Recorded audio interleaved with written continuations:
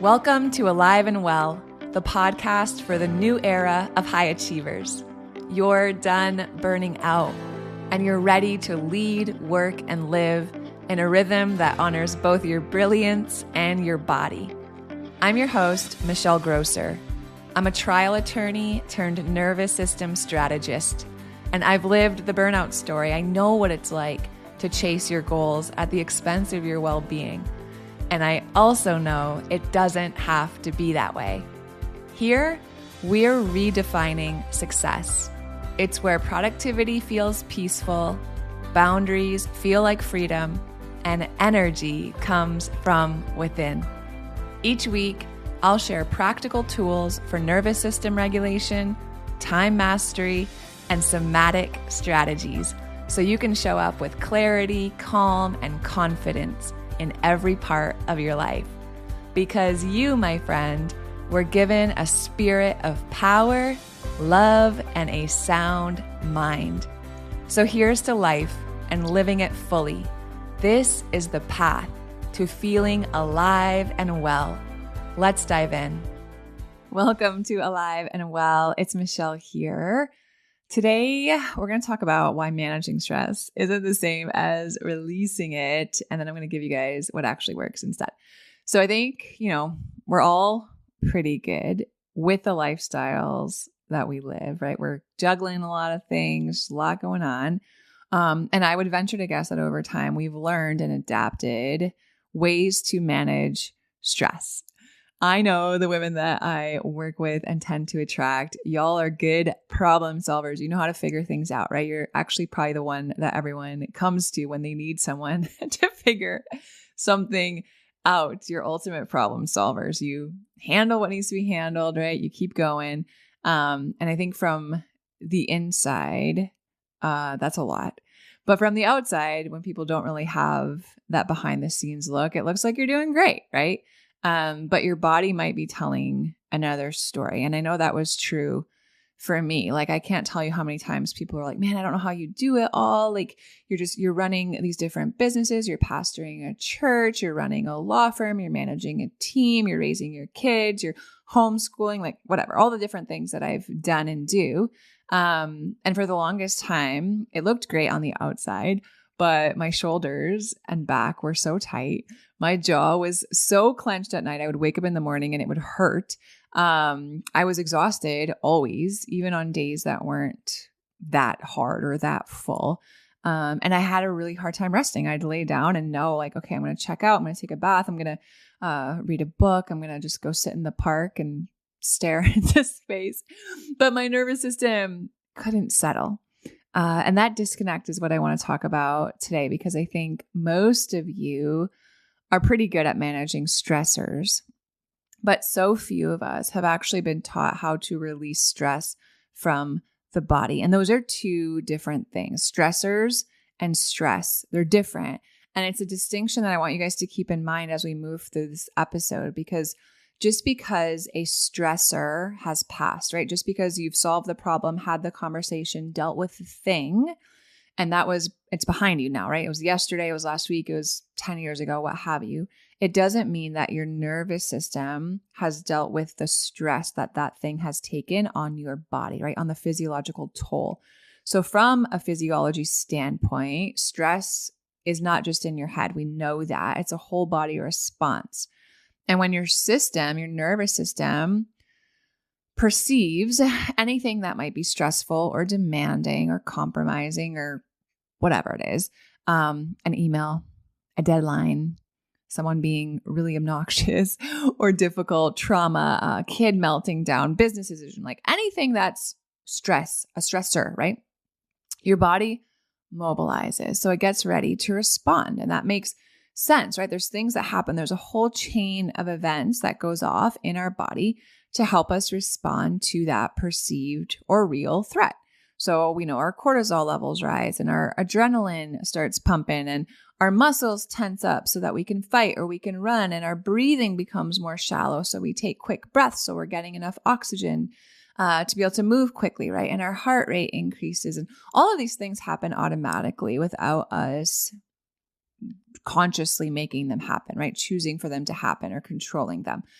We might notice them, but that response is really designed to help us do something. So the issue isn't that this response exists. This is like so good and so brilliant. Our bodies are so brilliant. And this has helped us through evolution adapt, right? It's the reason why we're here today. But modern life looks so different than what our ancestors were dealing with that rarely do we actually have to run or fight when we're faced with something that feels stressful, right? Instead, it's a health issue, a relational issue, a work issue, a bank account issue, like whatever it is. So in modern life, we're not running, we're not fighting, we're not metabolizing all of those hormones that are being pumped through our system. We're not signaling to our body that we're responding to the threat in the way that our body naturally wants to, right? By running or fighting. And then we don't allow for that stress response to complete. And that's the issue. So, to make it really practical, managing stress, we're so good at it. It looks like all the things that we do all day long. We're fixing the problems and checking the boxes and, pushing through and staying up late and being productive and cleaning the kitchen and doing the laundry and coping well enough to keep everything going. And those skills matter and they need to be done. And I use them too. But releasing stress is so important. This is like hygienic, right? We consume stress every day. We've got to clear it out every single day. So what does that even mean? What are you talking about, Michelle? Releasing stress means allowing your body to actually discharge all of that mobilized energy, okay? Letting your nervous system return to baseline and actually completing the stress response instead of just containing it. So when your body releases that cortisol and that adrenaline, right, the signal to go, what happens when you sit at your desk all day long, right? None of that's it's not metabolized in the same way that it would be if you were actually responding to a physical threat and running or fighting, right? You're not connected to the body. You're not realizing that you're clenching or how you're breathing or that there's muscle tension. All of that, right, is holding this pattern in your body, in your nervous system to prepare you to run or fight. And if we don't actually do that and allow it to release, right, that just kind of grows. Our muscles become more tense. Our breathing becomes shallow and stays that way. And there's an impact. And it's where most of us get tripped up because we can solve the stressor. We deal with that. We solve the problem, but our body's still carrying the stress. And this is something I've had to learn the hard way. Especially in seasons of my life where I was running multiple businesses and I was leading teams and homeschooling my kids. And there's just a lot of stressors for all of us in everyday life. And these aren't necessarily bad things, right? These are things that I want to be participating in. And I'm good at managing stressors, right? I'm decisive. I'm capable. I can handle things. Same is true for you. But there was a season in my life where I realized something uncomfortable. And it was that even when things were going really well, my body still felt really tight and braced, and I could still be edgy and irritable and clenching my jaw, and like the to-do list would be done, but my nervous system didn't know how to downshift, right? I was managing the stressors, but I wasn't releasing the stress. And from a nervous system, from a research standpoint, it's this concept called allostatic load, and really just refers to this idea that there's a cumulative burden of stress on our body over time. So when stress responses are activated repeatedly, right? Chronic stress, it's a lifestyle for most of us these days. When we experience that chronic activation without adequate release, it piles up.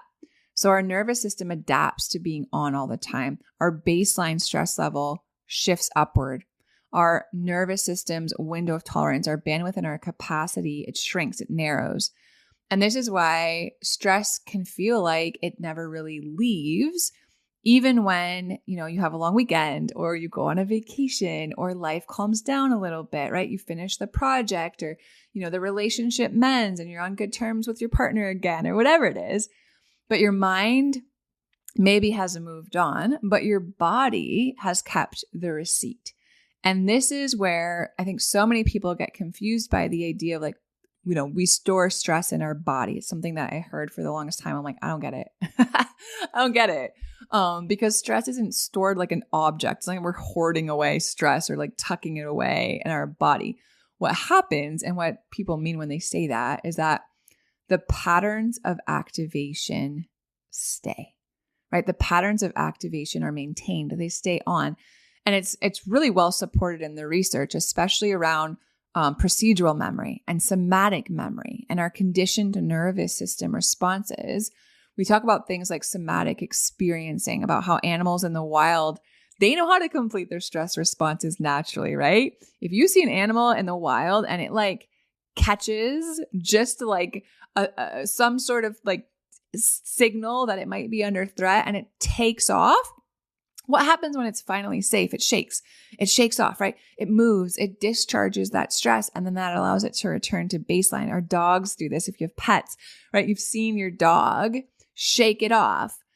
Humans, us, on the other hand, we're naturally wired to do the same thing. But because of our conditioning or, whatever reason, all these things that we've taken on, that it's not acceptable to just shake it off.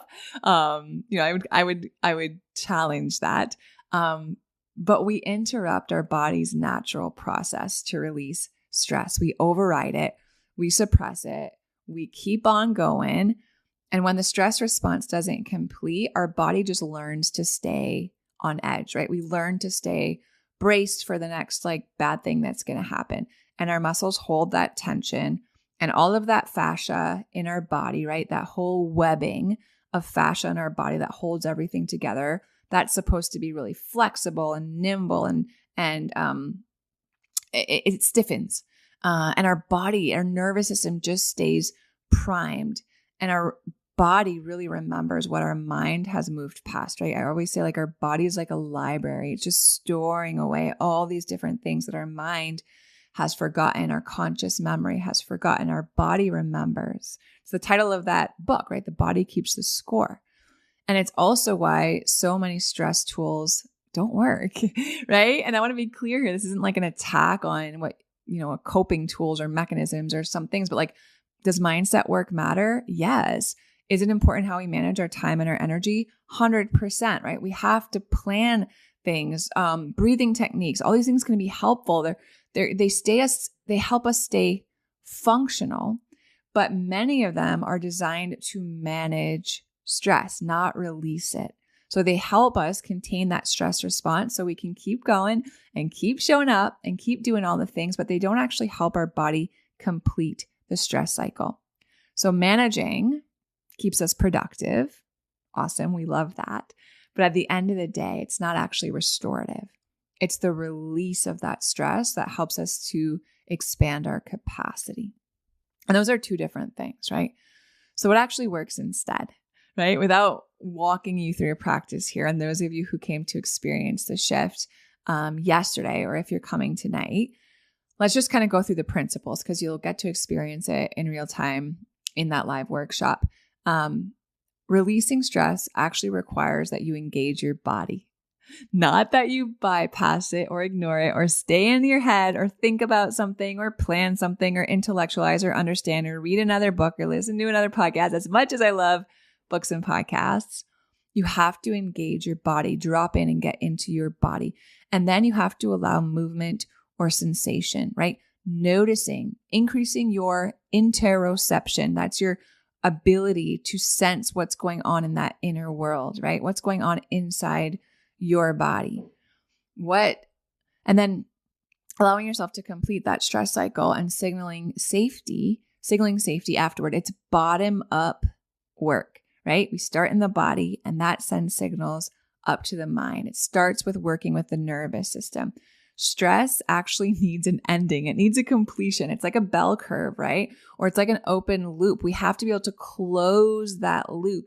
On the bell curve, we can't just have increasing stress. We have to also have a resolution where it comes back down to baseline. Stress doesn't just need a solution. It actually needs an ending.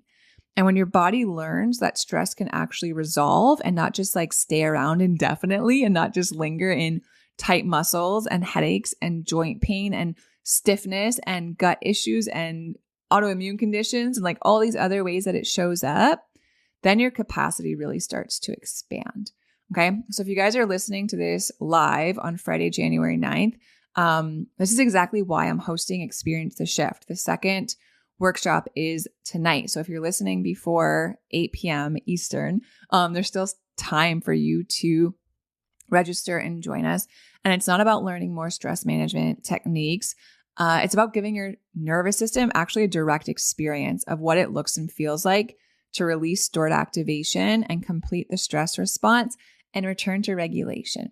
So we did one yesterday on January 8th during the day for the people that time worked better for. And it was so wonderful. It was awesome.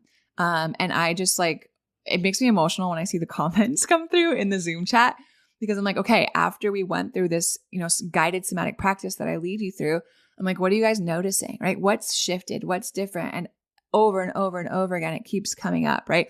I feel more spacious. I feel lighter. I finally feel relaxed. Wow. I feel like I could actually take a nap for the first time in a long time. I'm never someone who could nap, right? I feel like there's been a release in my shoulders or my jaw, or I just feel like a weight's been lifted, like all of these different things that we're wanting to experience. So if you're listening and it's before 8 p.m. on January 9th, join us live. I'm going to guide you through nervous system-based practices designed to help your body actually discharge stress and expand your capacity. So you're not going to force anything. You're not going to have to perform anything. I'm not going to have to try to relax. You're just going to do as I guide you, right? The experiential work that helps your nervous system learn that stress can resolve, right? Stress can end. It's your window to experience the work live. And I love that we're doing an evening session because you will feel so grounded and calmed and relaxed after that. It's going to be so awesome for you to transition from that into your nighttime routine. And you're going to sleep not like a baby, but like a baby that sleeps well. So if you felt like stress kind of lingers around and follows you after, the project ends or the thing is resolved, maybe you feel like your body is just tired in a way that conventional rest doesn't fix. And maybe you have been managing it really well, but you still feel worn down. You're not doing anything wrong per se. You've just been managing stress and you haven't been releasing and resolving it. And it's a skill. It's the good news, right? It's a skill you can learn. So if you want to experience what that feels like in your body, I would love for you to join us and experience the shift. You can go ahead. You can register at the link in the show notes. My goodness, we don't need more strategies, friends. We need completion in the body. It's going to be so good. All right. I can't wait to see y'all there. Thanks for being with me today. Appreciate y'all. Love y'all so much. I'll talk to you soon. If you love Mommy's Podcast, leave a review. Thanks for listening to Alive and Well.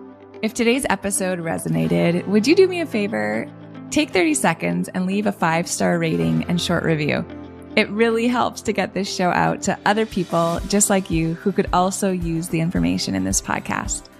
And if you're ready to take the next step in regulating your nervous system, download my free Nervous System Reset Guide. It's linked right in the show notes.